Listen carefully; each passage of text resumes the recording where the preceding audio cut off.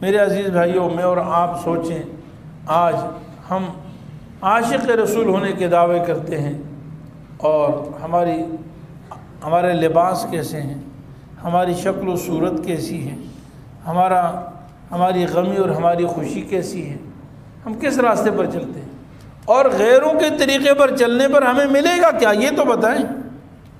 ہم اپنے بال انگریزی ایسے بناتے ہیں کہ انگریز بھی شاید شرما جائیں، انگریز کو شاید اتنے فیشن نہ آئیں جتنے مسلمانوں کو آتے ہیں۔ ہماری داڑھیوں کے فیشن بن کے، یعنی ہم نے گویا کہ مذاق بنا دیا ہے۔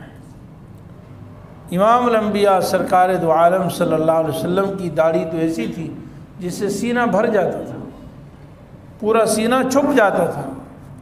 ہم اس کی محبت کی بات کرتے ہیں اور داڑھی شیو کرتے ہیں، زندگی گزر گئی 30 سال 40 سال 50 سال، شرم بھی نہ آئی کہ ہم حضور صلی اللہ علیہ وسلم کی کتنا دل دکھاتے ہیں، کتنا دل دکھاتے ہیں۔ ایک شخص تھا، شیخ سعدی رحمۃ اللہ علیہ نے ایک واقعہ لکھا ہے کہ بہت نیک آدمی تھا، بظاہر یعنی اور اعمال میں تو بہت اچھا تھا، لیکن داڑھی مڑواتا تھا۔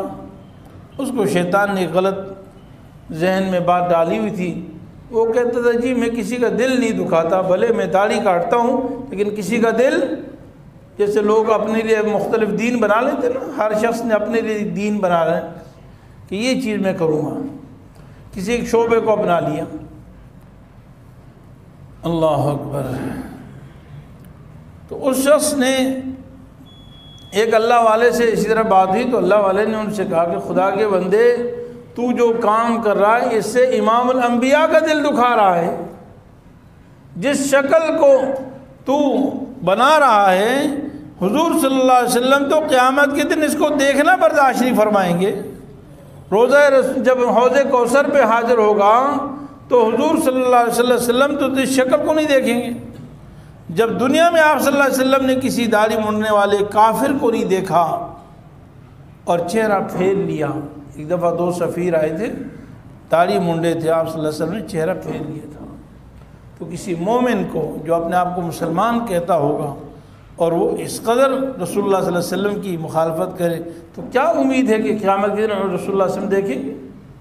حضرت مولانا یوسف علی دھانوی صاحب رحمۃ اللہ علیہ بہت بڑے عالم گزرے ہیں، انہوں نے داڑھی کے شرعی حکم پر، شرعی حیثیت پر کتاب لکھی ہے، اور اس میں فرمایا کہ داڑھی کاٹنے والے، ایک مجھ سے کم کاٹنے والے قیامت کے دن رسول اللہ صلی اللہ علیہ وسلم کی سفارش سے محروم ہوں گے، رسول اللہ علیہ وسلم کی شفاعت سے محروم ہوں گے۔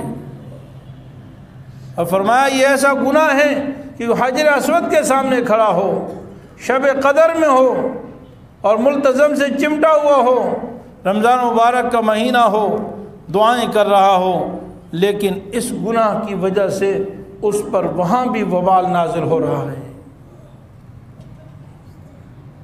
رسول اللہ صلی اللہ علیہ وسلم نے ارشاد فرمایا کہ ان مردوں پر لعنت ہے جو عورتوں کی مشابہت اختیار کرتے ہیں، اور ان عورتوں پر لعنت ہے جو مردوں کی مشابہت اختیار کرتی ہیں۔ آپ بتائیں، خود اللہ تعالیٰ نے ایک امتیاز بنا دیا ہے مردوں کے لیے، یہ داڑھی بنائی ہے، عورتوں کے چہروں پر کیوں نہیں ہے داڑھی؟ وہ خالق اور مالک جس نے مردوں کے چہروں پر داڑھی بنا دی، کیا وہ عورتوں کے چہروں پہ داڑھی نہیں بنا سکتے تھے؟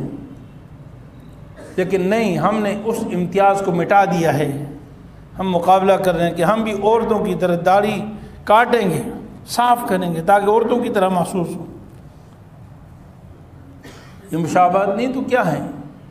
ایک حدیث میں آتا ہے کہ اللہ تعالیٰ نے کچھ مخصوص فرشتے آسمان میں مقرر کیے ہیں جن کی تسبیح یہی ہے۔ عجیب بات ہے، اللہ تعالیٰ کے مخصوص فرشتے ہیں جن کی اللہ تعالیٰ نے یہ تسبیح مقرر فرمائی ہے، کیونکہ فرشتوں کے مختلف کام ذمے میں مقرر ہیں، اور وہ یہ تسبیح فرماتے ہیں پاک ہے وہ ذات جس نے مردوں کو زینت بخشی ہے داڑھی کے بالوں سے، اور جس نے عورتوں کو زینت بخشی ہے سر کی مینڈیوں سے۔ سر کی مینڈیوں سے عورتوں کو زینت بخشی ہے، یعنی اللہ تعالیٰ اس عمل پر اتنا خوش ہوتے ہیں کہ عورتیں اپنے سر کے بال پورے رکھیں، بال نہ کاٹیں۔ بچیوں کے بال بھی بغیر ضرورت کے کاٹنا جائز نہیں ہے، چھوٹی بچیوں کے بال والدین کاٹیں گے تو گناہگار ہوں گے۔ ہاں ضرورت کے لیے بچوں کے بال کاٹنے کی گنجائش ہے، لیکن اللہ تعالیٰ نے مردوں کو زینت بخشی ہے داڑھی کے بالوں سے، اور عورتوں کو زینت بخشی ہے سر کے بالوں سے، مینڈیوں سے۔ اور آج ہمارا معاشرہ یہ ہے کہ عورتیں فیشن کر رہی ہیں، مردوں کی مشابہت اختیار کر رہی ہیں، بال کاٹ رہی ہیں، اور مرد تو عورتوں کی مشابہت بہت پرانا کر رہے ہیں۔ تو میرے عزیز بھائیو، جن طریقوں کو ہم اپناتے ہیں اس میں کوئی فائدہ نہیں ہے، نہ دنیا کا فائدہ نہ آخرت کا فائدہ ہے، دنیا بھی تباہ اور آخرت بھی تباہ ہے۔